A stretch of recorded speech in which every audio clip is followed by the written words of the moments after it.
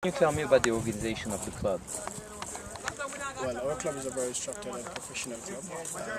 It is run by a board, and also we also have a director as well, who is in charge of the day-to-day affairs of the club. What's the specificity of the club and what do you look for? Well, we specialize in the sprints for now. And one of the things that we aim for is to be the #1 club in the world. So we look for athletes with the highest potential, athlete with talent, and we will hope that we could harness that talent and then develop it into the world's best. As we've seen today, there's different type of athletes in your group. You got the best one, of course, Usain, Johan, Warren, but also some that are becoming the best in the world. And also you try to recruit and try to get some young ones. Is it a politic that you try to get? Yeah, it's a policy what we do.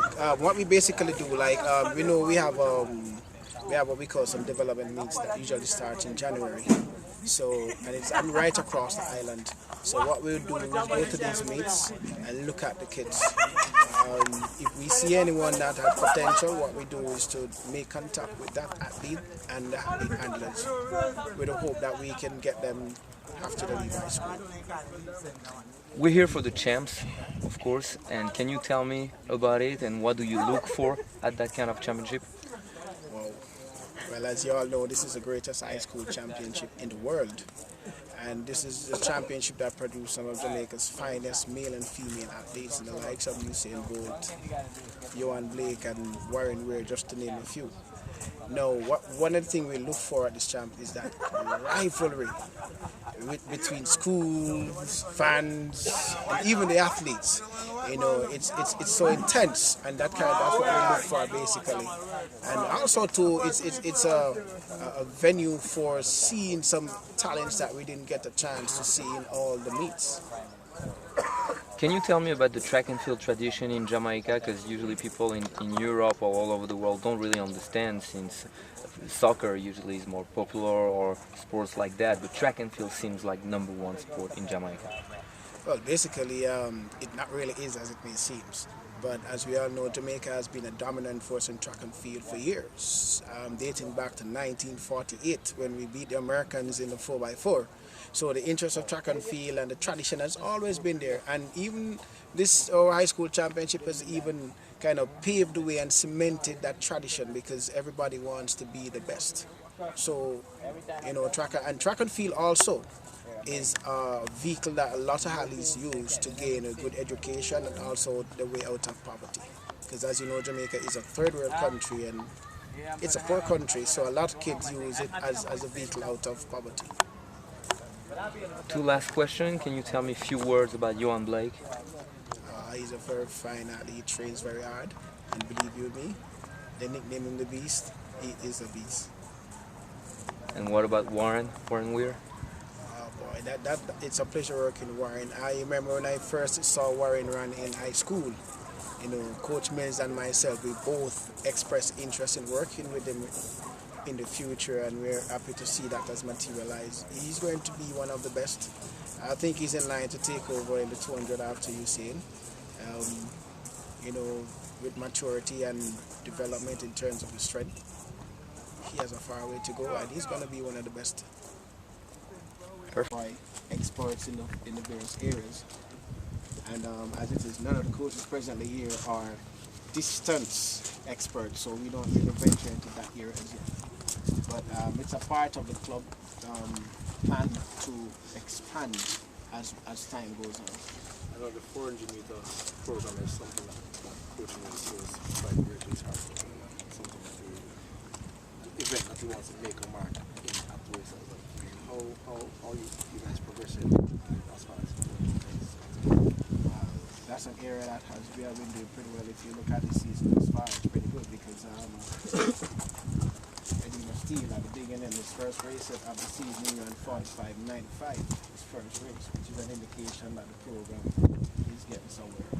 Still has some way to go, because you know, each season what we do is we would get together, evaluate what we have done, look at what we can do going into the following season so as to meet the program. So good program is coming. We saw just on the weekend, Aladdin Fall again ran 45. So that speaks a lot for the program, and we're getting there. Can you run through the names of the other coaches that are here? Okay, we have Jeremy Shan, who works with me with the female program as well. We have Romaldo Rose, who is one of Mr. Mills' assistants. We have Jason Dawson.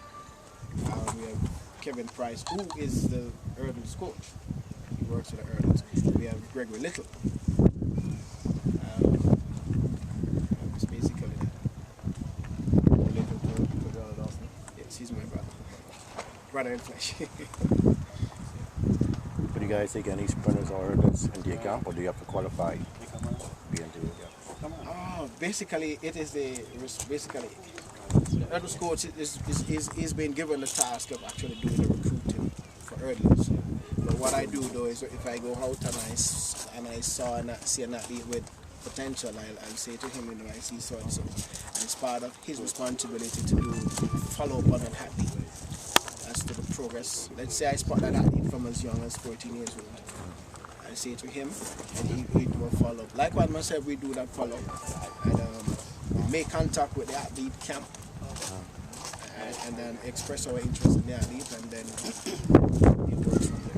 Even when the athlete expresses interest in you, what allows them to be accepted into the camp? Well, what we do, we have an application process. So, like anybody else outside of the recruiting, want to join the group. What they do, they would apply to the club. So they will send in all the infos and stuff. And then we will look for, as coaches, we will meet and discuss it and decide whether or not we accept that person. We know who are the top athletes here,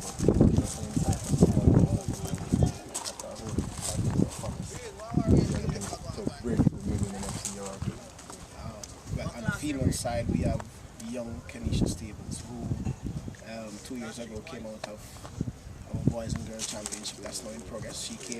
She won the 200 meters and came third in the 100 meters. She's one of them, and now also Sidita Palmer, who won the 100 meters a few years back as well. On the male side, we have a number of youngsters. On the 400 meter, we have young Keena Borrell. This is his first season with us, so another 2 seasons or so, he should be one of the names that will be in the 400 meters. We have Father Gill. We have a number of youngsters, and in the sprints though, we have young Jazeel Murphy, who is one that you have to look for in the future. Last year the coach spoke about how important is patience? It is very important because one, you have to take a look at the program that the athlete is coming out of from high school. Jazeel, in his age group, was one of the finest juniors, but stepping up to the ranks of seniors is a whole lot different. So you have to allow that room for growth and development, strength-wise, growth-wise, in all areas. So another year or two. This is basically his second season with us, but his first season as a senior. So it's basically his first season in the senior program. So another 2 years in the senior program, and he will be up there. Is News potentially a world beater? Definitely. That's a youngster who is a fine talent, has guts. He has what is required of a sprinter. He has aggression, he has that kind of, he's not a bossy guy, as you know, most sprinters are usually bossy. But, he's very humble, and that's key. As a world beater, yes. I think though, what he does after coming out of high school, because he's presently in our high school system here. So what he decides to do after high school will determine basically where he goes from there. To have youngsters from all the roads who really have a chance and come through the coaching ranks. It is important because that's a young man who has done well for Jamaica and having done it and learned from one of the best. It is important that he's able to come and can give back and also learn even more. so that even after myself or Mr. Mills has moved aside, he can carry on the mantle. Finally, what's your bet for champs? Well, definitely Calabar is going to win.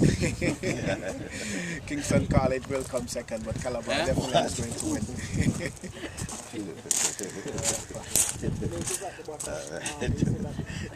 O'Hara or Hughes for the double? O'Hara or Hughes for the split double? Well, usually I'm never one of those coaches who actually make that kind of prediction.